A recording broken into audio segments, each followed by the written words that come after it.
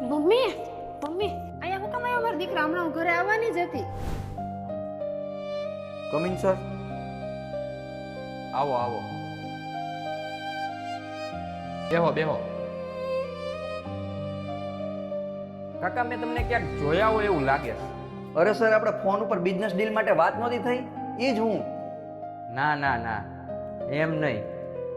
અમે મને સ્કૂલમાંથી કાઢી મૂક્યો છે અને એમ કીધું છે કે કાલે ફી ન હોય ને તો સ્કૂલે ન આવતો. નાના બટા તારે સ્કૂલે તો જવાનું જ છે. હું ગમે એમ કરીને તારી ફી ભરે, ભલે મારે કાળી મજૂરી કરવી પડે.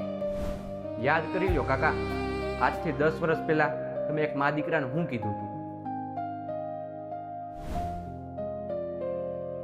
શેઠ મને થોડોક ઉપાડ આપો ને મારા દીકરાની ફી ભરવી છે.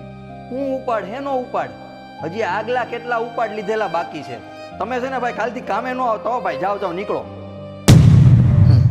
ધોઈડા જ આવે છે પણ ઉપાડ આપો લે. યાદ આવ્યું કાકા, હું ઈ જ છોકરો છું જેની માને તમે પૈસા આપવાની ના પાડી હતી. અરે દીકરા, એ તો બધી ભૂતકાળની વાતો કહેવાય, એને ભૂલી જવાનું હોય. એને લીધે કે આપણા બિઝનેસ ઉપર થોડી અસર પાડવાની હોય. આપણી 5 કરોડ રૂપિયાની ડીલ છે દીકરા. અરે કાકા, હું અત્યારે જે કાંઈ છું ને એ મારી માના લીધે છું. મારી માએ કાળી મજૂરી કરીને મને અહીંયા સુધી પહોંચાડ્યો છે. અને જે વ્યક્તિ મારી માની ઇજ્જત ન કરતો હોય ને એની હારે 5 કરોડ તો હું કદાચ 500 કરોડની ડીલ હોય ને તો એ મારી માની માથેથી ઉતારી અને એના મોઢા ઉપર ઘા કરી દે.